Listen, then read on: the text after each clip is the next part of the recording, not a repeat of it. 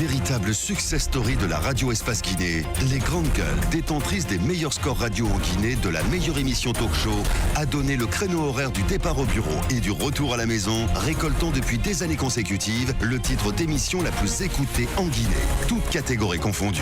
Un grand total de plus de 5 millions d'auditeurs ont été fidèles au talk show Les GG, diffusé jour après jour sur toutes les stations du réseau Adafo Média de 9h à 10h30, un exploit qui restera longtemps dans les annales de la bande FM en Guinée. 3 quarts d'heure à passer ensemble. Vous êtes à l'écoute de la radio Espace Forêt depuis Télépoulou, depuis Lola ou Beila. Merci de votre fidélité. Dans un instant, vous le voyez à l'écran, notre invité, colonel Mamadou Alpha Barry, officier chargé de communication de la gendarmerie nationale, qui nous a rejoint dans ce studio. Et il viendra nous parler de tous les contours de l'affaire Elhadj Doura Diallo. Et c'est vrai que le défunt opérateur économique enlevé le 5 décembre 2017, tué des mois plus tard par ses ravisseurs, a rejoint dimanche dernier sa dernière demeure. C'est encore la déflagration au sein de l'opinion publique qui reste sous le choc du scénario du mode opératoire utilisé par les malfrats à l'origine du kidnapping de l'octogénaire. Des malfrats pour la plupart des récidivistes. Question ce matin, comment ceux-ci font-ils pour se retrouver toujours dehors et ainsi continuer à perpétrer plus de crimes? À qui la faute? On lui pose toutes ces questions dans un instant dans cette émission. Le SLEG version Souma menace de déclencher une grève générale dès le lundi prochain. Si jamais un congrès se tenait aujourd'hui sous le label SLEG, une menace qui ne fait ni chaud ni froid au groupe de 6 Savanais qui reste droit dans ses bottes. Son congrès prévu pour ce mercredi se tiendra bel et bien à l'ENAM ici à Conakry. Pourquoi ce congrès? On pose la question à Elhadj Ousmane Tanou Baldé un peu plus tard dans cette émission. Il est membre du bureau exécutif du SLEG, un des ténors du congrès de ce matin. Avant de continuer, quelques réactions sur nos différentes plateformes. Les juniors, vous ne pourrez plus soutenir qu'il n'y a plus de justice en Guinée. Les juniors, donc on est qui donc on prend appui de la décision rendue par la Cour suprême dans l'affaire ministère de l'administration du territoire, PADES. On continue avec ses auditeurs. Bonjour Titi, bienvenue. Et bonjour à toute l'équipe des Grandes Gueules, c'est Aboubacar Bigop Kaba. Je pense que nous n'avons plus besoin d'une quelconque grève dans le secteur éducatif pour le bien des élèves afin d'éviter une année blanche dans notre pays. Bonjour monsieur Barry, colonel Mamadou Alpha Barry. Oui, bonjour à tous. Vous n'êtes plus à présenter bien, oui, officier chargé de communication de la gendarmerie. Vous venez à nous ce matin pour revenir sur cette affaire Elhadj Doura Diallo. Moussa Moïse, première question. Première question, est-ce que vous pouvez sommairement nous dire comment est-ce que Elhadj Doura a rejoint sa dernière demeure du côté de Dalaba, les dispositions que la gendarmerie a prises, parce que j'ai quand même appris que vous avez suivi le cortège funèbre jusqu'à Dalaba dans son village natal. Merci déjà de l'opportunité que vous nous offrez. Et de par ma voix, le haut commandement présente encore ses condoléances à la famille éplorée, comme on l'a suivi ensemble, Moïse. Du début de l'enquête jusqu'à l'exhumation du corps. Donc Elhadj Doura a rejoint sa dernière demeure au niveau de Bindi. Ça, c'est dans Dalaba. Donc tout le monde voulait voir le corps et prier sur le corps. Raison pour laquelle d'ailleurs ça a retardé. Parce que quand le groupe a quitté Conakry, ils se sont arrêtés au niveau de Kindia, Dalamamou, Dalaba. Tout le monde voulait, parce que le corps a été prié 4 fois même. Donc ça, c'est une exception en République de Guinée.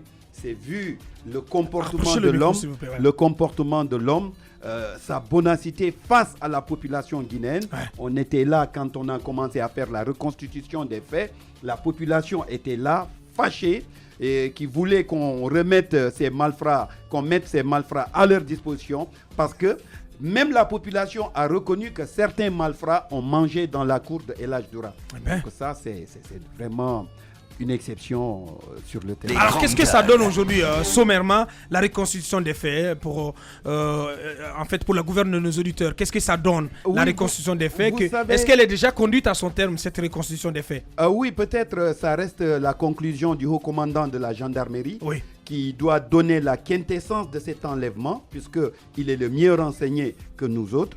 Donc on a débuté cette reconstitution des faits, ça va nous permettre, puisque c'est un fait nouveau pour les services de sécurité, un ça mode va nous opératoire permettre nouveau, déjà, avec le film qui est en train d'être mis en place par Adafo Media, ça va nous permettre déjà de le revoir et connaître réellement ce qui se passe. Parce que l'objectif de ces ravisseurs, ce n'était pas El Hadj Doura. Ils avaient déjà indexé 4 autres bonhommes qu'ils devaient kidnapper en République de Guinée. C'est dans cette optique-là que El Hadj est venu pour leur dire « Halt, j'ai déjà un gâteau dans la main ». Il s'agit de El Hadj Doura, je le connais très bien. J'ai habité avec lui, je mangeais chez lui, donc je connais tous ses mouvements. Donc c'est encore dire une fois de plus, pour toutes ces personnes nanties en République de Guinée, quand on a aujourd'hui au-delà de 100 millions de francs guinéens, les Guinéens croient que c'est un richissime homme, alors que tel n'est pas le cas. Donc il faut que ces personnes-là, ces personnalités-là, acceptent d'être accompagnées par un policier ou un gendarme. Oui, mais sauf que la crainte de nos jours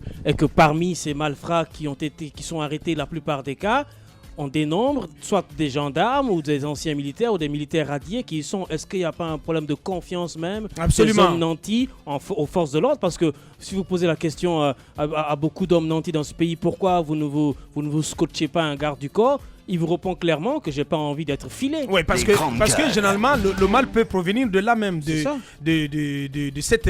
ces éléments qui suivent ces nantis. Et puis on ne peut pas être quand même, on peut pas faire suivre un nanti partout et en toutes circonstances par un garde du corps. Oui, parce que El Hadj Doura, dans son cas, il a été enlevé sur le chemin de la mosquée. Mais bien sûr, la sécurité n'a pas de prix, les gars. Ça n'a pas de prix. Et quand vous pensez qu'on peut se faire suivre aussi à la mosquée par un garde du corps? Mais bien sûr, la sécurité n'a pas de prix. On n'est pas dans un Far West là. Non, la sécurité n'a pas de prix. La sécurité n'a pas de prix. Quand une personnalité demande un garde du corps, mais on n'a pas besoin de prendre quiconque pour lui dire, bon, viens, tu seras le garde du corps du tel. Il faut une enquête de moralité. Il faut connaître d'abord la personne qui doit aller vers cette personnalité-là, parce qu'il quitte le monde gendarmique ou le monde policier pour rejoindre le monde civil. Donc ça demande une éthique et une déontologie, un comportement vis-à-vis de cette personne-là. Donc on ne prend pas comme ça seulement une personne pour la faire parachuter dans cette maison-là. Non, ça ne se passe pas comme ça.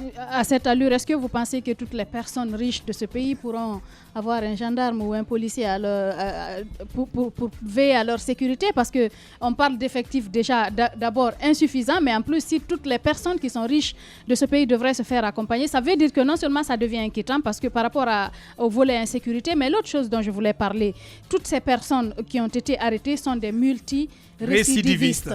Comment est-ce qu'on peut l'expliquer? Il y en a qui ont quitté la prison pour venir opérer. Comment est-ce qu'on Quelle peut explication vous cela? donnez à cet état de fait? C'est extrêmement dangereux. On a peur pour notre sécurité. Je pense que pour cette question, il fallait convoquer peut-être le porte-parole de la justice. Non. Nous, attendez. Bon, on ne va pas passer à côté, mon colonel. J'en viens. Nous sommes des auxiliaires de justice. La justice représente les patrons des officiers de police judiciaire. Oui, donc vous n'allez mais c'est vous qui arrêtez ces malfrats-là. C'est vous qui mettez le grappin sur eux. Non, mais attendez, mon colonel. Vous n'allez pas fuir la question. C'est vous qui arrêtez, c'est vous qui mettez le grappin sur ces malfrats-là partout à l'échelle de tout le pays. Après, vous les mettez à la disposition de la justice. Comment se fait-il qu'ils se retrouvent dehors? Quelle explication? Parce que ça vient annihiler tous vos efforts. Oui, ça peut arriver. Bien. Mais c'est ce que je vous dis. C'est comme un apprenti et son maître. Oui. Nous sommes des officiers de police judiciaire. On fait la première étape de l'enquête, la recherche, l'interpellation, l'audition, le procès verbal et on le dépose devant le magistrat. Quand on dépose le malfrat devant le magistrat, tu tapes le garde à vous, tu fais le demi-tour droite. Le reste, c'est pas ton problème. J'ai du mal à alors moi j'ai envie de vous entendre peut-être ce qui pourrait nous donner un début de réponse à cette question sur laquelle Aboubakar insiste, la question des complices, des complicités. Parce que si quelqu'un est en prison, il ne peut sortir que par l'aide de celui qui est dehors. Est-ce que, à travers les enquêtes que vous avez menées, vous avez pu avoir une idée des complices que ces présumés ont pu avoir pour mener les différentes opérations pour lesquelles vous les avez arrêtés? Vous savez, tout tourne autour de l'argent. Ces malfrats que vous voyez, c'est des gens qui tapent des opérations et qui se font beaucoup d'argent. Donc, c'est des personnes qui sont chéries comme une femme. Donc, quand ces personnes-là se retrouvent à la maison centrale, il y a des avocats qui viennent pour leur défendre. C'est à partir de là qu'on découvre le magot qu'ils ont. Et quand une personne qui se retrouve en prison te dit, toi Dior, qui n'a pas de transport pour quitter Kaloum et venir en haute banlieue, que j'ai plus de 500 millions enfouis sous un arbre à Imbaya, il te dit, aide-moi à sortir. Pour que, le problème c'est quoi? Certaines personnes ne cherchent même pas à savoir qu'est-ce qui a amené cette personne-là ici. Le cas de Elage était enfermé à Télimilé. Il était à la prison civile de Télimilé. C'est de là-bas qu'il est sorti. Et quand il est sorti, une semaine après, il a tapé sur... Comment il est sorti de la prison de Télémélé? Poser cette question à la justice, moi je n'ai pas cette réponse-là. Donc il a kidnappé El Hadj Doura. C'est pourquoi il avait été arrêté à Télémélé et il n'avait pas été jugé. Il n'avait pas été jugé. Et donc qu'est-ce qui se passe? Il est sorti. C'est dans les 100 000 $ qu'il a reçus avec la famille de El Hadj Doura. C'est dans ça qu'il a payé une partie de sa caution. Et qu'est-ce qui se passe? Déjà dans un premier temps, quand ils ont interpellé, quand ils ont kidnappé El Hadj Doura, ils ont fait savoir à la famille d'El Hadj Doura, ne vous fatiguez même pas, parce que c'est les services de sécurité qui ont pris El Hadj Doura et l'ont mis à notre disposition. Donc c'est ce qui a un peu fatigué, parce que si on savait que les 100 000 $ devraient être versés, on a des gendarmes qui peuvent faire de la filature. Oui. On a des policiers qui peuvent faire de la filature. L'argent là n'allait pas partir. Mais en même temps, c'est aussi votre faute. La famille, elle est inquiète. Elle souhaite revoir le père de famille vivant. Donc, elle peut passer par toutes les méthodes pour payer cet argent, pour verser cet argent, afin de voir la famille. Il vous appartenait de filer tout le monde. À quel prix maintenant? Mais vous appartenait de filer tout le monde. Mais nous, on ne savait... Attendez. Non, mais... Attends, je vais vous expliquer. Tous les gendarmes ne sont pas en tenue. Oui, je vais vous expliquer. Oui. Quand les ravisseurs ont demandé les 100 000 $, quand l'enfant a pris les 100 000 $ pour aller les remettre, il a fait le tour de Conakry toute une journée. C'est la nuit, vers la nuit maintenant, qu'il a déposé l'argent quelque part à Lambagny, sous un poteau où il y a la lumière. Oui. Si les gendarmes étaient informés de ça, nous c'est... Non, mais il fallait le filer, colonel. Il fallait le filer, il fallait les suivre de près. Vous auriez dû les filer. C'est-à-dire que El Hadj suivait le petit qui devait récupérer l'argent. Vous aussi, vous auriez dû suivre El Hadj. Oui, mais les gendarmes savaient dans la famille qui devait négocier avec les autres. Mais on ne le savait pas. El Hadj a dit que c'est Thierno qui a déposé l'argent. Non, mais oui, c'est ce que je vous dis. Ça, c'est quand on l'a pris, on a su tout ça. Raison pour laquelle je vous dis que aujourd'hui, le film de la reconstitution des faits va nous édifier encore davantage. Bien, allez-y, Moussa Moïse. Vous savez, hier, on a parlé de la responsabilité de la justice. C'est vrai que la justice a peu de moyens. Ouais. C'est vrai que les gardes pénitentiaires... Les gendarmes aussi ont peu de moyens. Oui, mais il faut que M. Cheikh Sako s'explique. C'est important qu'il s'explique. La justice, on sait que le budget qui alloué à la justice est très peu. Mais les gardes pénitentiaires aussi ont fait grève. Ils ont prouvé qu'ils sont dans des conditions assez misérables. Ce n'est pas un prétexte pour expliquer tout ce qui se passe, toutes ces évasions. Mais je dis... Quand vous ne vous occupez pas, j'arrive, de ces gardes pénitentiaires qui sont en contact avec ces malfrats, s'ils ne sont pas dans les bonnes conditions, s'ils ne peuvent même pas avoir le minimum vital, ils ne peuvent pas résister. Il y a des risques à la tentation. Il y a des risques qu'ils puissent céder à la tentation. En même temps, dans nos prisons aussi, c'est pourquoi le ministre doit s'exprimer. Ouais. Il y a des innocents aussi qui sont en prison. Absolument. Certains, ils sont nombreux. Ils sont nombreux des innocents qui sont en prison pour des faits mineurs, qui sont en prison, qui croupissent en prison pour ne rien et qui ne sont même pas jugés. Et certains ne demandent qu'à être jugés pour dire la vérité. Mais on les garde tous en prison sans les faire sortir. C'est pas normal. Moi, je souhaite... Mais Cheikh Sako qui ne souhaite pas du tout s'exprimer. Je souhaite quand même qu'il s'explique. Il y a eu peut-être quelques réformes au niveau des gardes pénitentiaires. Il faut que nous en parle. Quelles sont les dispositions qui seront prises après le jugement? On l'aura pas, Moussa Moïse. C'est important on l'aura pas. Alors, m'apprend le réalisateur, donc voilà. Alors, colonel, au regard de tout ce qui se passe, est-ce que... qu'est-ce que ça vous fait d'attraper une fois, 2 fois sur des théâtres d'opération la même personne? Oui, mais nous, ça nous ennuie, ça nous emmerde. Dans le micro, personnellement, moi, j'ai présenté 90% des grands bandits à la télé. Et des fois, vous nous dites que non, c'est pas normal, il y a la présomption d'innocence. Et l'arrestation de Oumar nous a permis de savoir qu'il était dans d'autres salles draps encore. Voilà, où on l'appelle Oumar Diallo. De l'autre côté, on l'appelle Oumar Diallo. Dans cette enquête-là, on l'appelle Oumar Bari. C'est compliqué, c'est des enquêtes connexes. L'autre problème, parce que j'ai pu échanger un peu avec aussi la police. La police aussi était sur l'enquête. Mais apparemment, les agents qui ont mené l'enquête se sont aussi rapprochés de Malaya, là où la gendarmerie est partie. Mais entre les deux corps, et c'est le moment de le dire, le chef de l'État doit réconcilier la gendarmerie et la police. Attention. Je vous le dis clairement. Attention. Attendez, Ils vous vont n'avez pas la jamais parole reconnaître. Ils vont jamais reconnaître. Allez-y, Il y a Moussa. un problème entre ces deux entités. Moussa, je vous le dis clairement, ouais. il n'y a pas eu de collaboration sur cette enquête. Peut-être, s'il y avait eu collaboration en profondeur, on aurait pu assister à autre chose. Bien. Je vais vous dire une chose. Qu'est-ce que vous en pensez? Je vais vous dire une chose. Oui. Moi, je ne suis pas en Guinée. Je ne suis pas né en Guinée.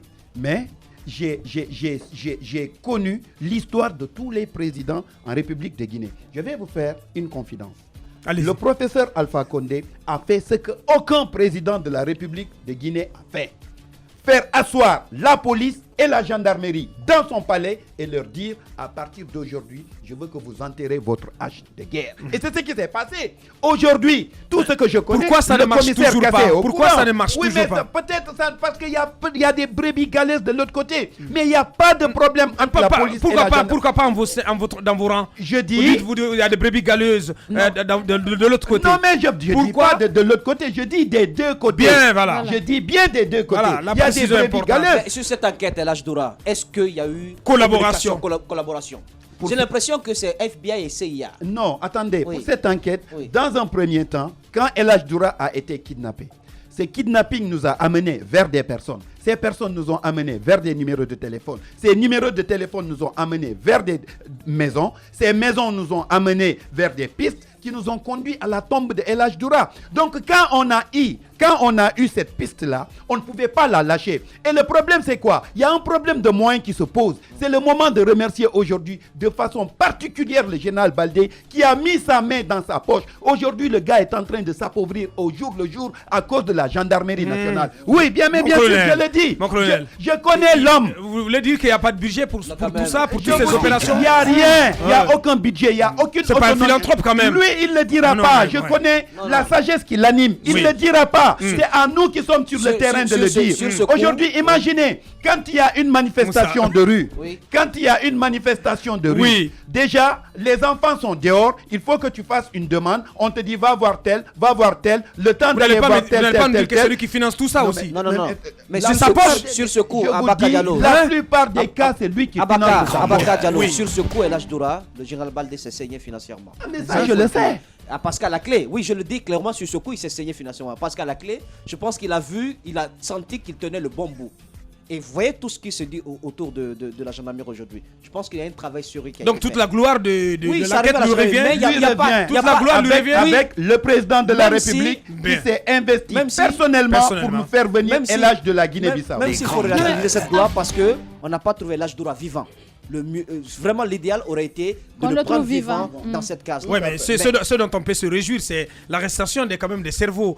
C'est important. déjà. L'autre question, c'est par Et rapport à maintenant, à quel Ceux qui prix? sont en cavale. Ouais. Moi, je voulais quand même poser des questions parce que tout le monde n'a pas été arrêté. Quel est le sort réservé aux personnes qui sont en cavale? Ça, c'est la première question. La deuxième, vous avez dit qu'avant que Elhadj ne propose qu'on kidnappe Elhadj Doura, ils avaient ciblé 4 personnalités. Est-ce qu'on peut savoir, est-ce que vous avez poussé l'enquête jusqu'à savoir de qui il s'agit? Nous sommes Non, quand jusqu'à même, présent. vous n'allez pas Non. révéler les noms ici. On ne va pas révéler peut nous les dire noms. juste où ils sont allés. On ne va pas révéler les noms pour ne pas empêcher quitter le ces pays ce soir. personnalités-là Voilà. de dormir Mais est-ce que aujourd'hui. vous savez Parce qui que je c'est? sais que si je donne un nom tout de suite, Ah oui. avant que je ne sorte de ce studio, je trouverai la personne arrêtée. Je ne veux pas qu'on donne de Ça, nom. ça, Je ne veux pas qu'on donne de nom, mais est-ce qu'on sait qui c'est? Oui, mais on le sait. Nous, Bah, nous le savons. les services de sécurité le savent. Nous le savons. Oui, bien sûr. Nous le savons. Et ces personnes qui ont pris la fuite, on les a déjà localisées. Il y a un qui se trouve au niveau de Korogo, il y a un qui se trouve au niveau du Togo, un au Bénin, et l'autre, il est au niveau de la Sierra Leone. Ah, mais ils peuvent se déplacer à tout moment. Ils peuvent se Alors, déplacer, mais nous, on a déjà Interpol qui est en train de les filer. Il n'y a pas de souci. On Bien. va mettre main sur eux bientôt. Allez-y, Moussa. Colonel, qu'est-ce qui se passe au niveau des contrôles, au niveau des barrages, ces checkpoints? Mais c'est bizarre que des gens puissent commettre des forfaitures aussi graves et sortir de la Guinée comme si il n'y avait aucun service de sécurité. Mais c'est incroyable. C'est incroyable. Qu'est-ce qui se C'est passe? incroyable. D'autant que je vous signalais le cas d'une amie qui s'est fait voler sa voiture. Une Suzuki, Exactement, un autre ami. Mais ça disparaît dans la nature comme Un autre ça. ami, pour Oui, continuer, Oui. pour continuer, colonel Barry, un autre ami s'est fait subtiliser 2 de ces véhicules. C'est Et incroyable. ces véhicules ont quand même réussi à aller du côté de la Sierra Leone sans aucun papier, parce que mon ami avait toutes les cartes grises et tous les papiers avec lui. Comment on explique le fait que des voitures Personne- puissent sortir de nos frontières sans papier? Personne ne peut quitter ce pays-là sans documents. Si, Aujourd'hui, colonel. il y a Si, des si, éléments. si, si, Il y a si, pas aujourd'hui- d'accord. Si vous voulez- Ça paraît trop facile. Colonel, Attendez. si vous voulez, Attendez. si vous voulez, on peut transporter les Aujourd'hui- victimes. Ils vont Aujourd'hui, vous expliquer. Si vous avez Ah ouais, besoin, franchement, si c'est- vous c'est avez trop facile, besoin- quoi. si vous avez besoin d'une carte grise, sortez tout de suite. On est là, il est 10h22. Avant 11h, vous avez la carte grise d'un véhicule dont vous avez besoin.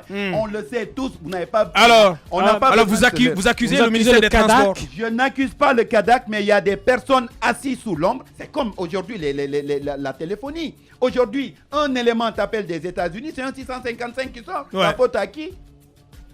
La faute à qui? Oui, mais comment- Les gens sont assis Mais dans comment des vous plans expliquez de Non, mais studio. comment vous expliquez qu'on puisse vous dis, subtiliser, si voler on un enfonce véhicule le et le clou, sortir du si pays? on enfonce le clou, Parce qu'aujourd'hui- si on enfonce le clou Oui, aujourd'hui par oui. rapport à cette identité à la frontière, Oui. c'est vous encore qui allez être là à dire les services de sécurité sont en train de torpiller. Comment ça se passe Il faut toujours? poser- Comment non. ça se passe ce recrutement? Non, non, non. Il est ça- toujours, les procédures sont toujours biaisées. non, enfin, ça arrive des fois, Ouais. mais ça, c'est pas à moi de le dire. Les Je ne suis grandes pas le gueules. ministre de la Défense. Mais il faut tamiser. Parce qu'il y a des brebis galeuses encore dans les rangs. Il Ouais. ne faut pas l'occulter. Et ça a besoin d'un tamisage. Ouais. Il faut tamiser, encore tamiser, enlever toutes ces brebis galeuses-là Toutes les dans mauvaises nos graines, rangs ouais. et faire un recrutement vraiment Conséquent. décent. Conséquent dont on a besoin. Bien, allez-y Jacques. Moussa, Mon colonel, peine bon. de prendre le micro, Moussa. Mon colonel, bon, la dernière fois, j'avais posé la question, la réponse était au téléphone. Peut-être que vous serez un peu plus précis aujourd'hui. C'est par rapport à la zone de Forêt-Caria où on part commettre ces crimes. Est-ce qu'aujourd'hui, vous pouvez rassurer la population que la sécurité va être démise de ce côté, que plus jamais on va assister à ce genre de pratiques, puisque vous nous disiez qu'il y a beaucoup de maisons construites là-bas mais qui sont abandonnées où les bandits trouvent facilement des endroits où vivre. Moïse est là, demandez-le. Nous, pour nous punir ou pour nous former encore de façon conséquente, c'est ces pistouilles-là qu'on nous fait passer. C'est ce qu'on appelle le parcours du combattant ou le parcours d'obstacles. C'est là où ils ont fait passer le vieux.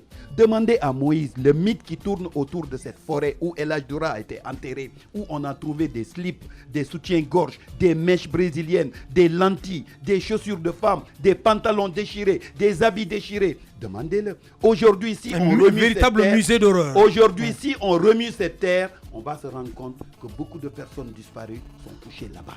Bien. Colonel Mamadou Alpha-Bari, officier chargé de communication de la gendarmerie nationale, il est notre invité. On va le soumettre à ces tests. On va pas se louper là-dessus. Les grandes gueules. Tout sur les dessous de l'actu. Ici, l'actu rime avec liberté de ton sur Radio Espace.